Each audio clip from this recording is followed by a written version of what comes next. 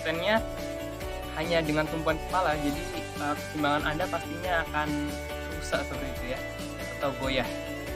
Nah, untuk melakukan pop stand dengan tumpuan tangan berada di dekat pipi seperti ini sangatlah mudah sekali, yang mana Anda itu hanya perlu setidaknya latihan 10 menit saja, Anda pasti sudah bisa. Sementara untuk pop stand yang seperti ini di dinding itu juga sama saja seperti pop stand yang tumpuannya berada di pelipis, yang dengan tumpuan utama atau untuk menjaga keseimbangannya berada di dinding. Jadi kita menggunakan dinding.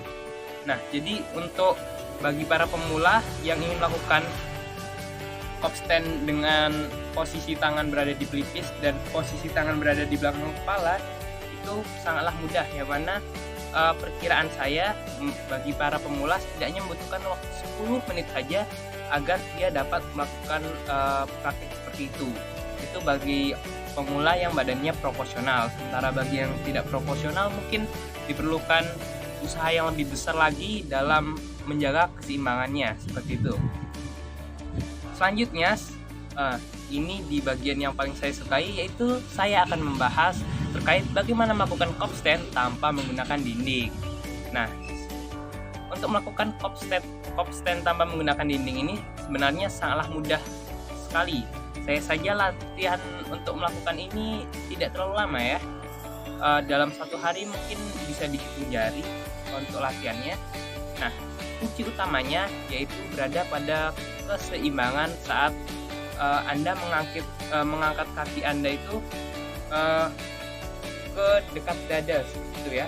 Itu adalah kunci utamanya, karena jika Anda sudah dari awal tidak dapat melakukan keseimbangan dengan merekatkan bagian kaki ke bagian dada, Anda sudah pasti tidak akan mampu melakukan pop stand dengan tumpuan berada dengan tangan di posisi bagian belakang kepala dan tanpa menggunakan dinding. Untuk pop stand yang seperti ini sangatlah mudah sekali ya. Untuk latihannya sendiri bagi Anda 2 hari full itu sudah Anda pastinya akan sangat mahir jika sudah melakukan pop stand seperti itu. Untuk cara-caranya sendiri saya akan jelaskan sebentar. Videonya seperti ini. Nah, di sini dapat Anda lihat ada segitiga utama. Segitiga ini saya simulasikan sebagai bagian tumbuhannya, yang mana yang di bagian tengah atasnya itu adalah bagian kepala, dan bagian belakang tangan seperti ini yang direkatkan ke belakang kepala seperti ini. Sementara untuk dua bagian yang saya bentuk segitiga itu merupakan bagian sikutnya. Nah, tumpuan utama tentunya berada di bagian kepala, yang mana bagian ini, bagian siku 1 dan siku 2 saya anggap saja seperti itu ya. Itu hanya menjadi pembantu dan penyeimbang. Nah, kunci utamanya berada di bagian sini. Jika Anda sudah bisa mengunci dengan benar dan baik, maka pastinya Anda akan melakukan pop stand tanpa dinding ini dengan sangat baik. Nah, kunci yang kedua dalam melakukan gerakan pop stand tanpa dinding ini yaitu Anda harus memiliki keseimbangan yang baik. Yang mana untuk melatih keseimbangannya Anda dapat jalan, coba saja Anda cari jalan yang sedikit ya, maksud saya seperti ini. Ini kan sedikit kan, jadi jalannya itu tidak lebar. Jadi Anda bisa latih keseimbangan Anda terus menerus, yang mana hal itu akan membantu kaki Anda saat diangkat menjadi lebih mudah untuk diangkat seperti itu. Nah, kaki Anda saat diangkat itu haruslah kaku dan erat, yang mana langkah untuk melakukannya itu dengan, untuk videonya saya lanjut ya, tadi ada sedikit error. Nah, saya akan menjelaskan terkait langkah-langkah untuk pendaratan dari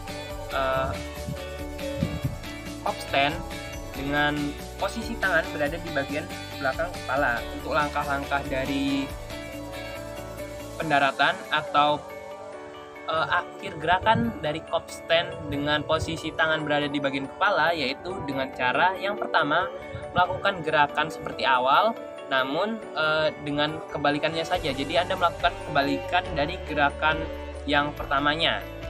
Seperti itu. Yang kedua yaitu dengan cara berguling ke depan, yang mana gerakan berguling ke depan ini menurut saya yang paling cocok bagi para pemula-pemula yang ingin melakukan gerakan kop stand tanpa dinding, seperti itu ya. Yang mana kedua gerakan ini harus dilakukan dengan tempo yang cukup cepat ya.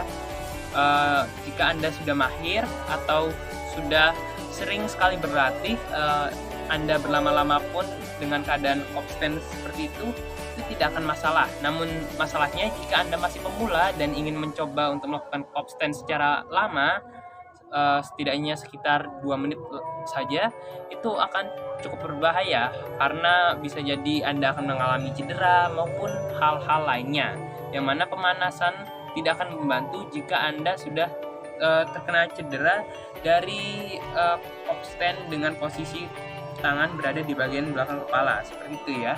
Untuk manfaat dari gerakan kop stand dan handstand ini sebenarnya sangatlah banyak, yang mana manfaatnya itu dapat membantu kesehatan jantung, yang mana kan kita kan saat melakukan gerakan kop stand atau handstand itu kan pastinya kita akan melatih adrenalin kan, menjadi bersemangat dan bergairah dalam melakukan gerakan seperti itu. Yang kedua yaitu karena aliran darah dari kaki akan mengalir ke seluruh tubuh. Nah, itu akan sangat membantu, yang mana aura-aura Anda bisa saja keluar ya. Yang mana Anda mungkin akan terlihat menjadi lebih bijaksana maupun yang lain sebagainya seperti itu. Nah, itu untuk manfaat-manfaatnya. Untuk manfaat yang lebih spesifik, maksudnya yang nyata, yang sangat-sangat nyata dan dapat dirasakan semua orang, yaitu tangan Anda tentunya akan menjadi lebih kuat.